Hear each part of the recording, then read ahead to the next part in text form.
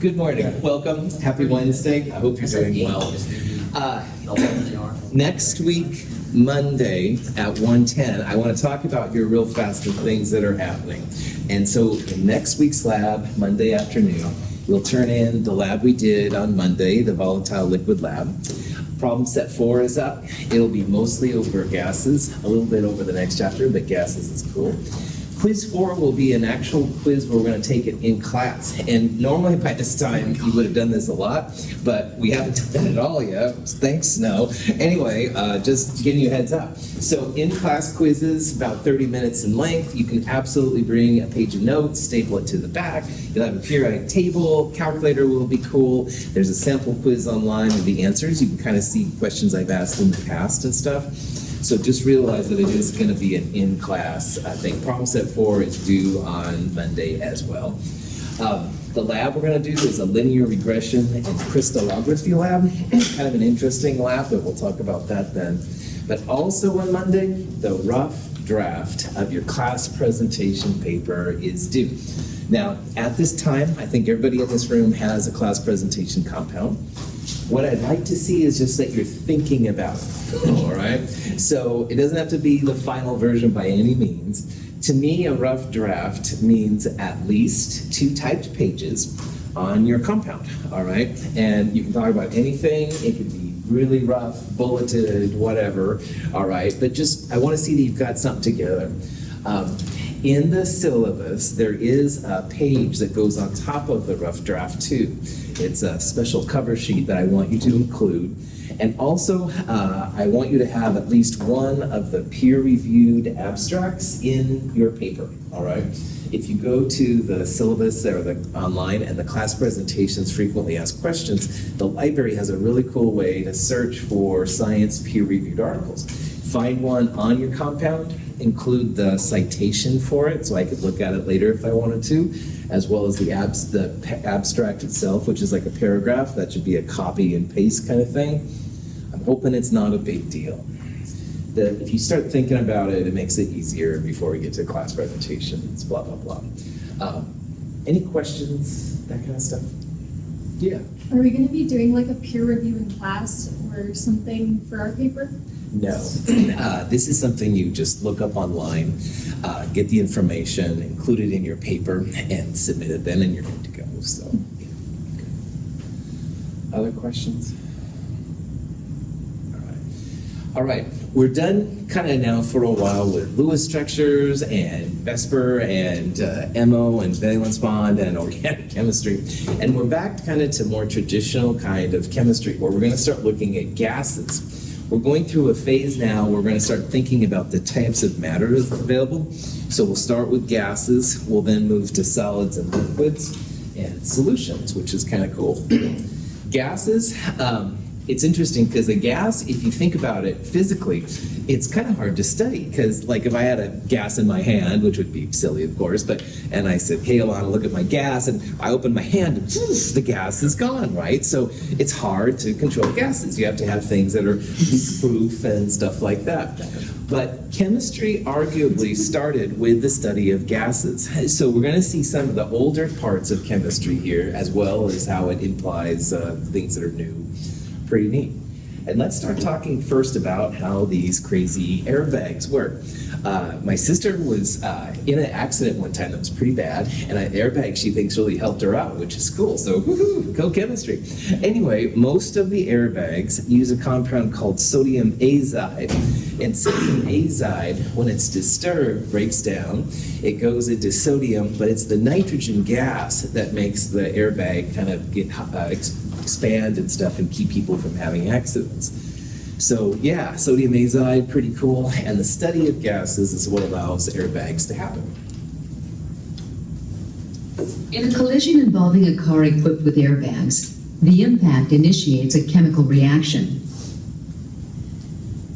Automobile airbags work when a sample of sodium azide detonates, producing nitrogen gas. This gas fills the bag. Using our understanding of the gas laws, we can calculate the quantity of sodium azide required to produce the appropriate amount of nitrogen gas. Just as a quick reminder, right here we have an example of a chemical reaction. The reactants are to the left of the arrow, the products are to the right of the arrow. Sometimes chemicals have these little states of matter. Of course, S means solid, but G means gas. So you get 3 moles of gas for every 2 moles of the solid you put in. And that'll be important as we go. According to the kinetic molecular theory, the molecules of a solid are locked in place, though they have motion. Molecules of a liquid are closely associated with each other, but move relative to one another. Molecules of a gas move independently and occupy a much larger volume than those of a corresponding liquid or solid. One of the first days of Chem 221, if you were with me then, I brought some people down and we kind of had a march in a row, which was like a solid, and then I had them kind of dance around each other, and that was the liquid, and then I had them go back to their seats, which was the gas. This is part of the kinetic molecular theory of matter, and this is what scientists use to describe it. Now, it's important to remember that if you have liquid water and you heat it up to make coffee or tea or something like that, the steam that comes off, that's still H2O, all right? You're not breaking the intermolecular, the atoms between themselves. What you're changing are the relationships between the molecules themselves. So this could be, these little blue dots could each be water. Here's liquid water, kind of stays together. As you heat it up, the individual water molecules totally dissipate it, all right? So this very silly example with sheep here, the sheep are trying to get through a little hole in the fence, and you can see how there's they kind of are connected, but kind of not and stuff. That's basically what liquids are. Gases, on the other hand, no interactions with each other at all. So gases are totally all by themselves. On the other hand, solids are very, very rigid, usually tight together. And we're going to start looking at all these phases, but we're going to start with the gases because this is where chemistry started, blah, blah, blah. This is a picture from the Olympics in Washington, and I kind of like it because you have the liquid water, of course, the air pushing the sailboat. Some of that is water. A lot of times our air has water in it. And then up there in the Olympics themselves, there's some snow, so that would be like frozen water. All 3 phases. I'm getting excited as a chemist, as you can tell. Now, when people think about gases, all right, it's important to think about what gases actually are like, all right? Gases, of course, have a lot of free space between them, and I am talking to all of you through a gas. You are seeing me through a gas, and that's only, of course, possible because the gases have a lot of free space. And if you have a gas that's in a super compact area, like a little canister, and you open it up, the gas goes out. And when Tree came in, if the gas was trying to get out, some of the gas would even get out then, all right? So gases just keep on expanding as much as you can. So it's usually more difficult to compact them down into like a usable cartridge or something than it is to have them expand.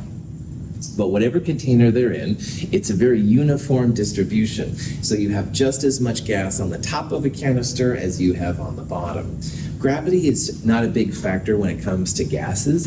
It affects it a tiny bit, but it's generally pretty chill. So again, the gases will be all over the canister in roughly equal concentration. And this will be important for later too. If you have 2 gases and you put them together, they get along really well, all right? As long as there's no chemical reaction between them, then heck yeah, HCl mixes with nitrogen, no problem, and you end up with this big mix then of HCl and nitrogen gas all over the place. That's very different from a lot of solids and liquids. Solids don't mix very well at all, and liquids are kind of picky, like we'll see. So these are just some properties of gas that allow things to happen.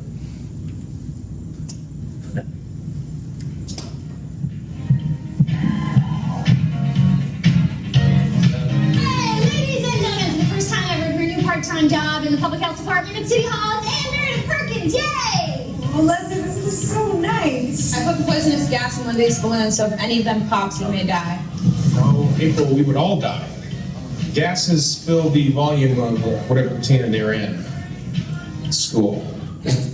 So couldn't resist, cheesy Parks and Recreation. Chris Pratt is actually telling it like it is. Of course, I think of him as Star-Lord because I'm a dork. But anyway, yeah, a gas. If there was one balloon in there with a poisonous gas and it broke, the gas wouldn't be just for one person. It'd be for everybody in the whole room. So be careful, stay in scope. All right, enough of that. Anyway, gases can be modeled pretty easily. And this is a crazy thing because, again, gases are hard to kind of control, but actually explaining the behavior of gas is pretty mellow once you figure out the variables that go in. And when you think about how to figure out how much gas you have to think about the volume of gas. Now, in theory, you could use any unit of volume that you wanted, but the traditional one in chemistry, big time, is liters. How many milliliters in a liter? 1,000, that's right. So we'll do some of that once in a while. We'll convert milliliters to liter, aka the lab we did on Monday. But when you're doing these properties with gases, using liters is the way to go. Temperature is almost always in Kelvin, all right? Celsius temperatures can go to 0, and they can go, of course, to negative numbers.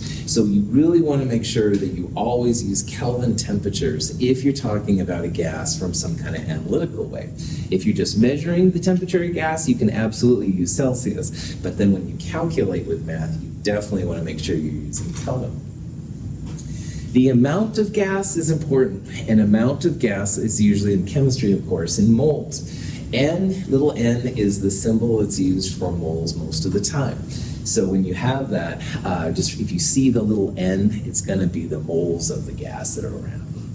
And the new player that we talked about just briefly on Monday is the pressure.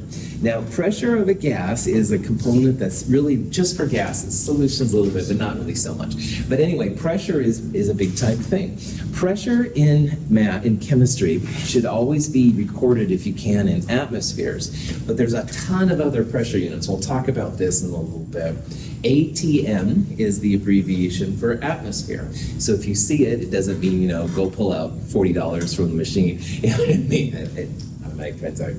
Yeah, ATM means atmosphere. So volume, temperature, moles, pressure, we're going to do a lot with that in this section. Now, pressure is kind of a new thing on the block. Temperature, of course, uses thermometers to measure it. A barometer is a way to measure pressure. All right, that's kind of in a nutshell. And wow, pressure was explored back in the 1600s in Italy. Two people that we'll talk about more were really involved with doing that. Torricelli is probably the main one. How the barometer works is all around us on anywhere, there's a pressure pushing down on us. It's atmospheric pressure, all right? All the gas molecules and blah, blah, blah running around push down, all right?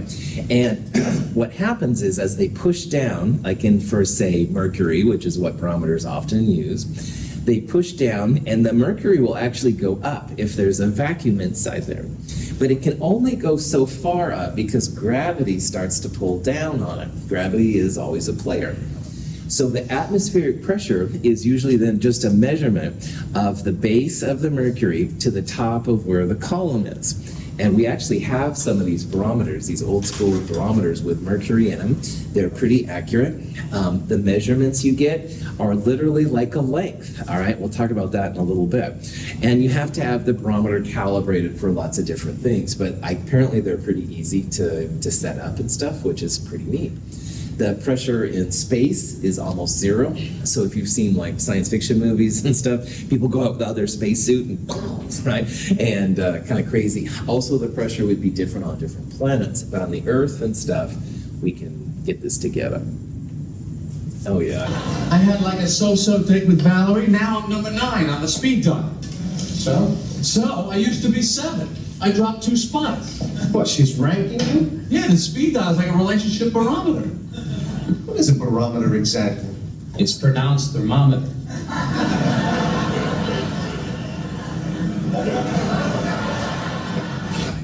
Okay, so Seinfeld, sorry for the bad references this morning, but obviously now you know that barometer and thermometer are different. Thermometer is for temperature, barometer for pressure. All right. So, atmosphere gets the symbol ATM. And again, that's the one we'll use in calculations. But a lot of times, like including our lab on Monday, we don't record things in atmospheres, we'll record them in different units. So an atmosphere, when you're measuring like a column of mercury, an atmosphere is equal to 760 millimeters of mercury. So we'll see measurements in millimeters of mercury. And what that means is from the base of this column to the top of there, that would be 760 millimeters.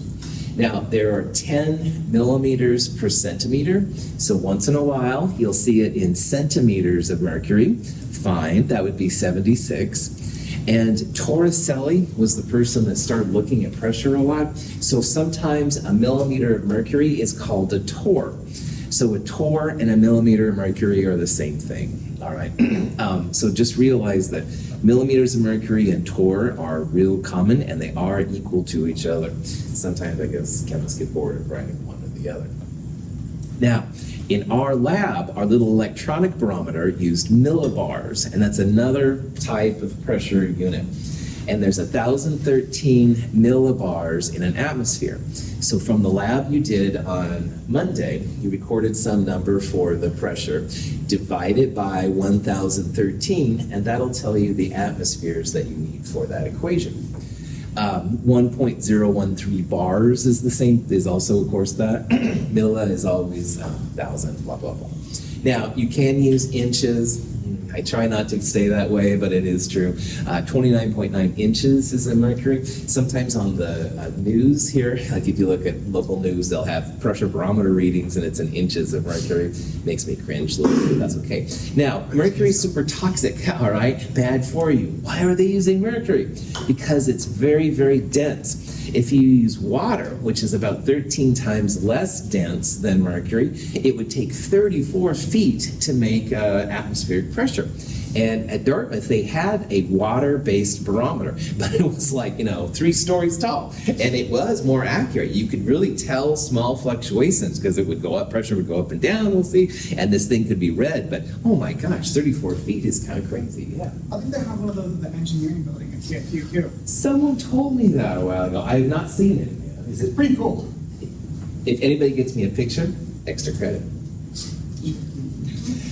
Now, in physics and almost everything except chemistry, they will use what's called the SI unit of pressure, which is the Pascal, who was another person that did a lot with pressure. Pascal is the PA. Now, an atmosphere is equal to 101.325 kilopascals, or an atmosphere is 1,001,325 pascals. The physicists use this a lot, and that's totally cool. But in chemistry, like I said, we're all about the atmosphere. So you can convert all of these things back and forth. I personally don't use the Pascal that much, but it is the one that people are supposed to use. All right. So this is the kind of question you might see. We've got a nitrogen gas sample. It has a pressure of 452 millimeters of mercury. What would be the pressure in atmospheres? And the way to convert this is to remember that millimeters of mercury is equal to 760 and we're equal to 1 atmosphere. So 452 divided by 760 millimeters of mercury per atmosphere. You can do the math or you can just follow along with me, which is fine. That's how you get the answer, 0.595 atmospheres. We're back in the world of significant figures. All right, anytime you do math, you got to think about this. The 760 is considered an exact number, like 10 millimeters per centimeter, stuff like that. So this is not a 2 sig fig number, this is like an infinite number. So in this problem, we had 3 sig figs in, we got 3 sig figs out. This is an exact conversion. Oh boy. Any questions on any of that stuff? All right. Now, the pressure changes with elevation. And so if you're at sea level, the pressure is arguably different. If you're like at Denver, the mile-high city, La Paz, Bolivia is even higher than that, and Mount Everest is even different. So if you've seen stories on people climbing Mount Everest, they're often using oxygen packs and stuff because, your pressure is a lot less. You're not going to get as much oxygen at Mount Everest as you will at sea level. Now here at Gresham, we're about 300 feet roughly, give or take a little bit. So 300 feet is higher than sea level. Sea level, like at seaside, is considered to be the place where you're most likely to get 1 atmosphere of pressure. So if you recorded the pressure on Monday, it was not 1,013 millibars, which would be an atmosphere, it was less than that. And usually Gresham, Troutdale is a little less than 1 atmosphere. Yeah. What I thought was cool about the Everest reference is going back to kilopascals, ours is literally 0.6, which is why liquid water can't exist there. So it would be the equivalent of being 90,000 feet up there on Earth. That's crazy, man. I respect those people so much, man. I know some of them go without oxygen and they just, anyway, I like to watch those shows. I'd actually be 14 Peaks, probably the best documentary you'll see on it. respect. Other questions? All right. So, Boyle was one of the first people to really think about gases. Now, at this time in the 1600s, when he was alive, alchemy was big. They were trying to make things gold and the super solvent, all this kind of jazz. And honestly, that was fine. However, Boyle was one of the first people to start figuring out that you can apply like actual rules and make predictable things about science. And what Boyle realized is that pressure and volume had a connection to gases. And what he realized is that pressure times volume is always equal to a constant. And this is a really important part of this. So what this means, if pressure times volume always equals a constant, then if pressure goes up, volume's going to go down. And conversely, if you have a bigger volume, then your pressure is going to go down. So they're opposites each other, all right? So they are opposite each other. So if you have one set of conditions, P1, V1, and you change the pressure or the volume, you're going to have a new set of conditions, P2, V2. So P1, V1 equals P2, V2 is one of the first big gas law equations. In this equation, you can definitely use pressure as atmospheres and volume in liters. But you can get by if you want to use other types of pressure. So if you wanted to use hectopascals or something, and volume you wanted to be in milliliters, it's okay. As long as the V's are the same unit and the P's are the same unit, you're okay. But you can always default to atmospheres and liters, which you'll have to do here in a little bit. He had a cool wig too, totally. So anyway. Pressure and volume are inversely related. Weight on the plunger of a sealed syringe increases the pressure on the air in the syringe. The air cannot escape, but its volume reduces under the pressure. So this little syringe, what they're doing is they're adding metal to it, and that forces it down like a type of a pressure, all right, which is kind of interesting how they're doing it. And so the mass of the lead added is proportional to the pressure that's applied. And what they find is you get a straight line, which means predictable behavior, when you have pressure versus 1 over volume. If you try to graph volume and pressure directly, you get a curve. And as we're going to see in lab next week, if you can get a straight line, there's so much you can do with it. Now, you can do things with these too, but straight lines are kind of the nirvana, if you will, of modeling gases and solids and stuff like that. So modeling volume versus 1 over pressure, or as they did up here, pressure versus 1 over volume, you're going to get a straight line. And that reflects that those two together always equals a constant. So in your mind, just think about how if pressure goes up, your volume's going to go down. Conversely, if your volume would go up, then your pressure could go down, stuff like that. Now, Charles was around in the 1700s, and he did a lot of stuff with ballooning. All right, ballooning, the history of that is kind of interesting unto itself. But what Charles did is he found a relationship between the volume of a gas and the temperature of the gas. And it was really interesting how he did it. So to get his gases out, he had to think about stuff like that. Volume and temperature are directly related. So what that means, and if you think about temperature as the thing we're changing, if your temperature goes up, then your volume is going to go up.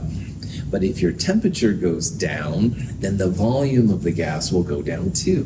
And that's really interesting. Pressure and volume were inversely related, like one would go up and the other one would go down. But volume and temperature are directly related. When you write out an equation then, you can say the V1 T1, the initial set of conditions, V1 over T1, equals V2 over T2. And that's the way to do it. Now, in math, if you have a temperature which was 0 Celsius, if you divide by 0 in math, what happens? Craziness, chaos, yeah, these are all good expressions. You can't do it, all right? The calculator has an error and stuff like that. You can't divide by 0. So you always have to use Kelvin temperatures when it comes to gases, because you don't want to get in the spot where you divide by 0. You can also divide by negative numbers. That's not much better, because you can't have negative volumes and stuff like that. But make sure that your temperatures are always Kelvin, all right? Because otherwise your calculator will spaz and the math department will be mad at me. Temperature and volume are directly related. As heat is added to a sealed syringe, the volume of the air in the syringe increases. A plot of gas temperature and volume demonstrates that the relationship between them is linear. If we extrapolate the line down to a temperature of absolute 0, in principle, the gas has no volume. So in this part experiment, what they're doing, they have another syringe and it's in a thing of water, and they're heating the water, and that'll heat whatever gas was inside the syringe. So as the temperature goes up, your volume starts to go up. So the syringes will literally go up and stuff, and eventually they will pop out probably. That's the relationship here, where the volume on the left and the temperature on the x-axis, if one goes up, the other one goes up. But you can extend this all the way back to absolute 0, which is negative 273 Celsius. And in theory, at negative 273, you won't have any volume for your sample of gas. Yeah, now, particles are in gases, all right? And having 0 volume at 0 Kelvin is probably not the best thing to assume, all right? So we're going to talk about some deviations for the rules we're going to talk about at the end of this section. But most of the time, Charles' law and all these laws work really well. But when you start getting down there in the really cold areas, you start to have some problems. But there are some fun things you can do with Charles' law. If you have liquid nitrogen, you can put balloons inside them, and the balloons will shrink down to almost nothing. Liquid nitrogen is like 77 Kelvin, very, very cold. And when you pull the balloon out and you let it just sit around for a while, it actually expands back out. It's pretty neat. So the balloon was at room temperature. You lowered the temperature big time by putting in liquid nitrogen, so the volume goes down quite a bit. Then you pull the balloon back out, lay it on the ground, let it warm up. Temperature goes up, and your volume goes back. Oh, the fun things you can do in chemistry. All right, so here's a question that you might see. You can do the math with me or just follow along either way. It says the volume of a gas at 235 milliliters is 25 degrees Celsius. At what temperature would the same gas have a volume of 310 milliliters? All right, and pressure and amount are constant. Now, quick reminder, in the sig fig world, if you see a dot by a 0, that's not a typo. That means that this is a 3 sig fig number, all right? So zeros are weird a lot of times with sig figs. So if you see the dot, 310 would be a 3 sig fig number. But anyway, in this problem, we have V1 over T1 equals V2 over T2, and you want to solve for T2. Now, what do you want to do to any temperature you see when it comes to these gas laws? Convert to Kelvin, that's right. So 25 plus 273.15 would give you the Kelvin temperature. In this problem, you are welcome to turn these to liters, but it's not really necessary.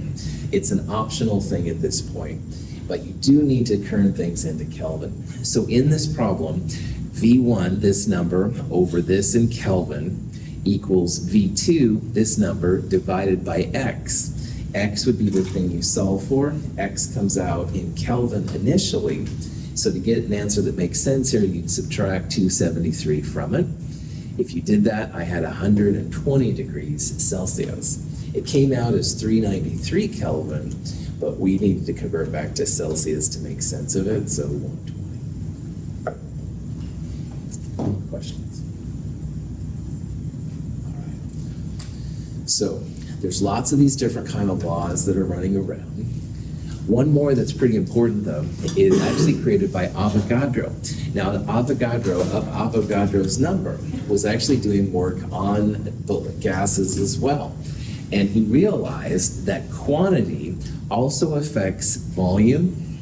So in this case, we've got a balloon, we'll say with 1 mole of gas versus a balloon with 2 moles of gas. And if you have that, as the amount goes up, the volume goes up as well. So this might be 1 liter and this might be 2 liters because there's twice as much. So the more gas you have, the more volume you're going to need, all right? This is called Avogadro's hypothesis. Volume and moles are proportional. Now, you can change the moles and see effects with the volume. But if you change the volume, you're not going to change the amount of gas that's there, but there are other considerations that can be done as well. So they will sometimes put this as V1 over N1 equals V2 over N2, just kind of showing you what's happening. Quantity and volume are directly related. If we take 8 molecules of H2 and combine them with 4 molecules of O2, we get 12 molecules and a combined volume. If we then react the mixture, we end up with 8 molecules of gaseous H2O, which occupies the same volume as 8 molecules of any other gas. In theory, it doesn't matter what kind of gas you have, as long as your moles, which is proportional molecules, is the same, then the volume will be the same. So here we have 3 gases, I don't know, maybe this is oxygen, ammonia, and helium, whatever, and the number of atoms inside or molecules is the same. So you can see that the balloon size is the same as well, which is kind of cool. Now, this is kind of a cool little video. We start off with 8 molecules of H2 and 4 molecules of O2. So the 2-to-1 ratio happens. And when you mix them, initially there was a bigger circle right there because initially you had 12 molecules of gas. 8 plus 4 is 12. But when they react to make water. The moles of water are proportional to the moles of hydrogen. So you can see that this circle is the same as that circle. So same volume after the chemical reaction, stuff like that. Pretty cool. So this would be another example down here where you have 1 mole of helium versus 2 moles of helium, and the volume is twice as big here as you do this. All right. So if you take all of these together, you get the ideal gas. A bicycle pump forces air into the confined space of the tire. As more air is added to the tire, the pressure increases. The tire's volume increases slightly, and the air becomes warmer.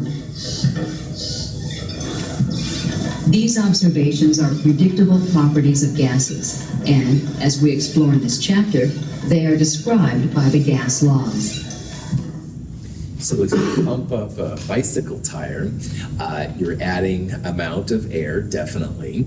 You are certainly making more pressure inside, affecting the volume of this, and there's definitely going to be some temperature consequences as well. So there's lots of things changing at this time when you pressurize a bike pump. So what scientists have done is use this thing right here, PV equals nRT, to describe the behavior of gases when there's more than one thing happening, all right? And people sometimes think of this as the ideal chemistry equation. I don't know about that, but it is used a lot. It's pretty useful. It's pretty plug and chug. And we'll talk about how this all works here in the next slide. But first, we need to talk about R. I'm going to let you know that Chem 222, we're going to have 3 different uses of capital R. And I'm sorry about that, but I didn't make the rules. I'm just the ambassador. We've already seen how R is representing of the alkyl groups. So in organic chemistry, R could be methyl, ethyl, blah, blah, blah. This R is different, all right? This is called the gas constant, and it's a number. It's 0.082057, all right? And it's a number you've got to know / memorize. We're going to use it a lot. 0.82057 is used anytime you have gases. And this is that R right there, all right? It's a really cool number. It's pretty chill. Now, later on, we're going to change the units of R. So you can see the units of the gas R are liters atmospheres divided by mole Kelvin. A liter and an atmosphere can be turned into a joule. If you've taken physics, work is essentially volume times pressure. Anyway, there's a relationship, I don't know what it is, to go between liters, atmospheres, and joules. And if you do that, you get another version of the same thing, 8.3145. It's just that the units have changed a little bit. I'm going to call this one the energy R, and I'm going to call this one the gas law constant R. But they are the same number, just with different pieces on them. In other classes, you might see different ones down here. Don't worry about any of those. The 0.082057 is going to be really important in this section. So here's a problem where you might need to use this R value, all right? And this is a question where you've got some kind of room. It has a certain volume, and we want to fill this volume to a pressure of 745 millimeters of mercury at 25 degrees Celsius. And we want to know how much nitrogen to pump inside them, all right? Well, this is a time where the PV equals nRT would do a really good job. And again, this R is this 0.082057 number. So because of R having liters, atmospheres, moles, and Kelvin, we need to make sure all of our units follow that. And that's why at the beginning I said, wow, a lot of times, volumes in liters, pressures in atmospheres, Kelvin temperatures, blah, blah, blah. And if you use R, then that's when you've got to use it. So sometimes you can slide and you can use millimeters of mercury, not if you're using R, right? You've got to use atmospheres. So in this problem, the volume is already set with liters. We're not going to use cubic feet for anything if we can help that. So, but the 10 to the 4th liters, good to go, all right?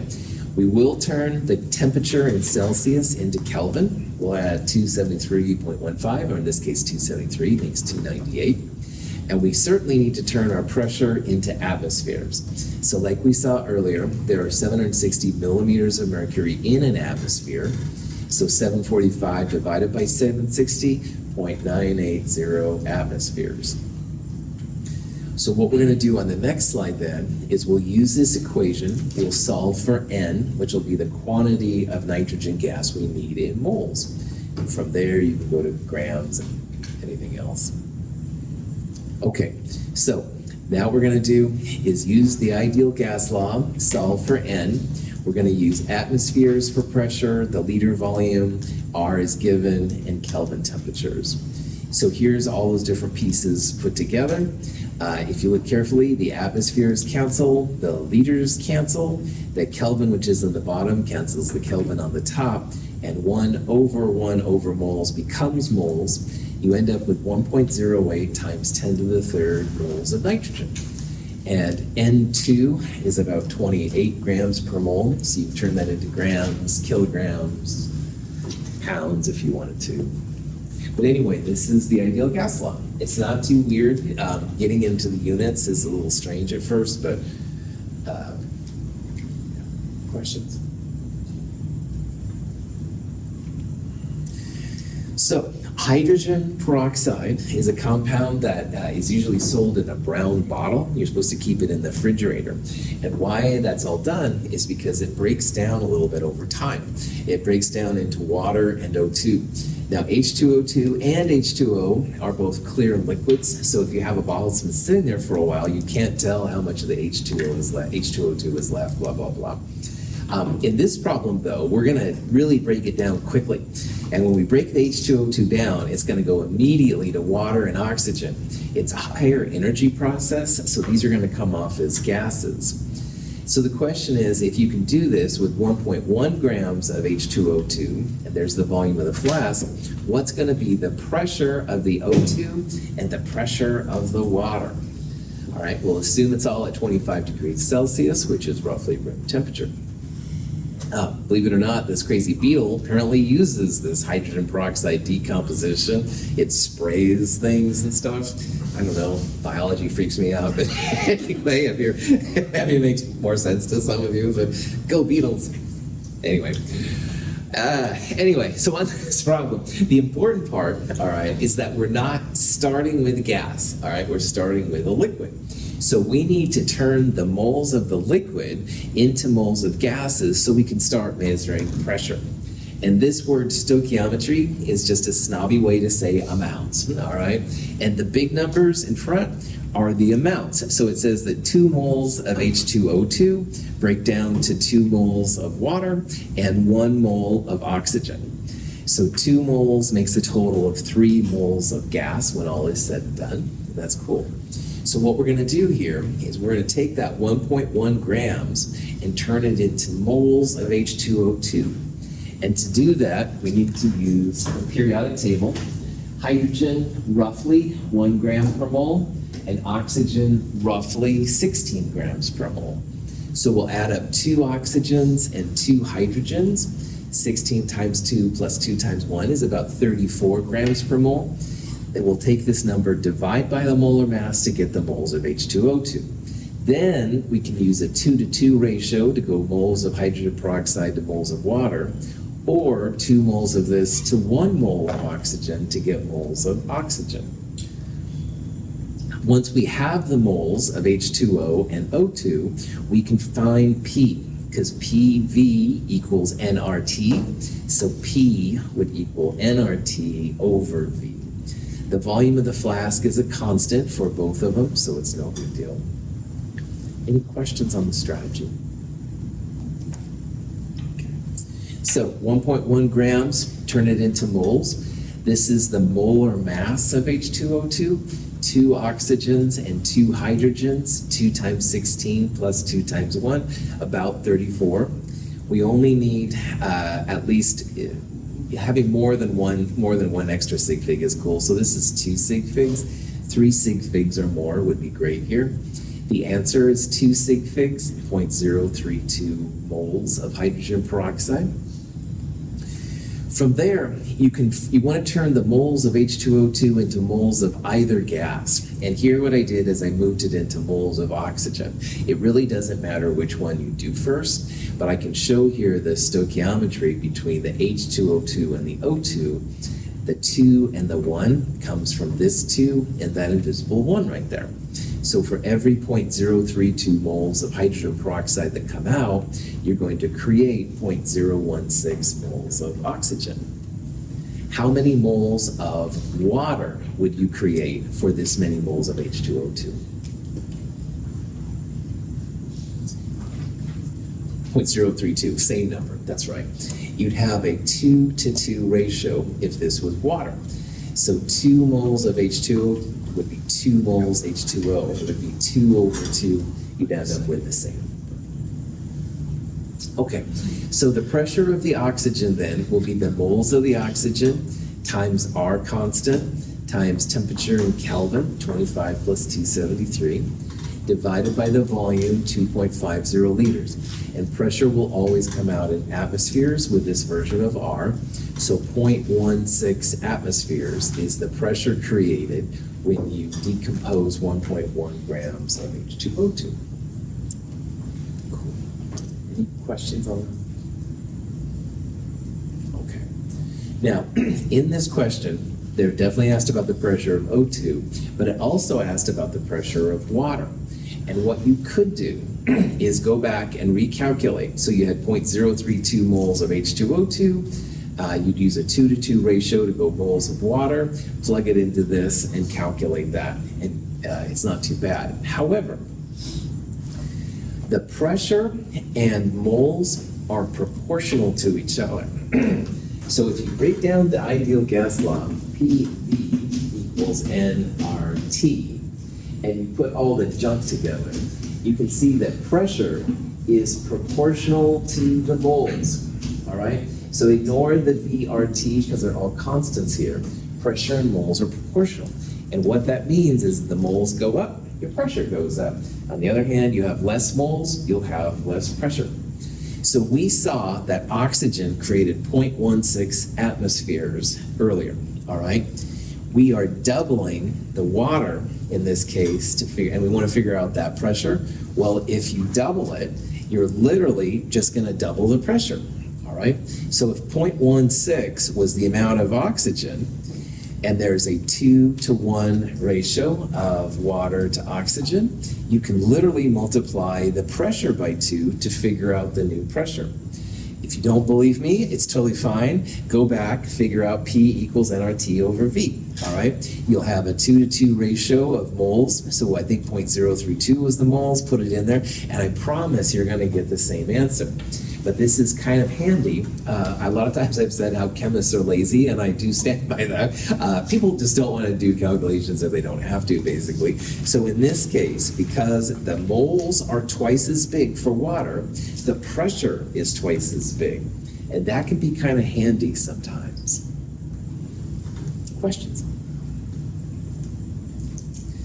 This little trick is called Dalton's Law of Partial Pressures. And what he realized is that all the pressure of everything around you is a sum of individual parts. And like right now, what we're breathing, it's about 20-ish% oxygen, and it's more or less 70-80% nitrogen. There's some water in there, a little argon, but it's not 100% oxygen that we're breathing, all right? But our total pressure is about 1 atmosphere, and all gases behave this way. So down here is an example of how this works out. We have gases A, B, and C at their individual pressures, and you mix them all together. Well, when you mix them all together, 300 plus 600 plus 450, 1350. If you can mix them all together, you can quickly find out what their total pressure is going to be. The sum of the individual pressures equals the total pressure with things like this. And that's kind of handy sometimes. So in the flask that we just had, the water created 0.32 atmospheres, the oxygen created 0.16 atmospheres. The total pressure of the flask would be this plus this, or 0.48 atmospheres. So the total pressure, again, is just the sum of the individual ones. This can be kind of helpful when you want to figure out how much of a gas you have, stuff like that. So this is the same Dalton that we talked about in Chem 221. I've called him the Newton of chemistry because he figured out some of the how things work, reactants turn into products, blah, blah, blah. So here's an example of how you can think about this thing. We've got this compound diborane, B2H6. It's reacting with oxygen, and it ends up making water, all right? And it says here we mix those two together, and the total pressure of the reactant mixture is 200 millimeters of mercury. What's the partial pressure of the gases? Now, this is kind of an interesting concept here. We're starting here with 1 mole of B2H6 and 3 moles of O2, all right? And you mix them together, and the total pressure then is this 200 millimeters of the mercury, all right? And it says, what is the partial pressure of the reactant gases? All right, well, reactants are on the left. How many moles of gas do we have on the reactant side?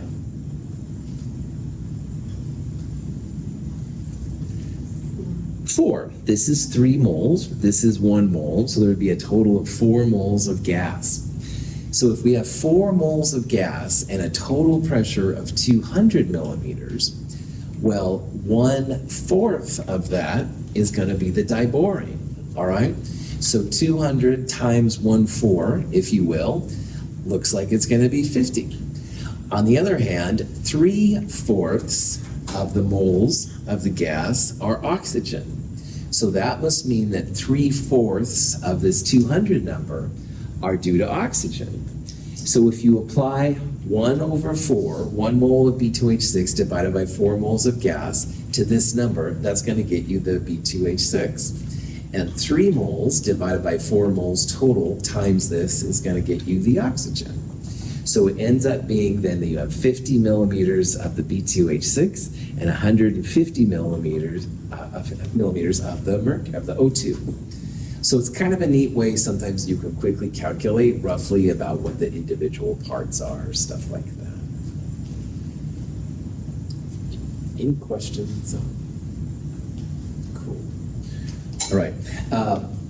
I'm going to save the next slide for Friday. We'll start talking about the density of gases. There's some fun videos there, and I'm just be giving it all away if I started right now. So Friday we'll do some gas density stuff. All right, have a great day. Thanks for being here. Thank you.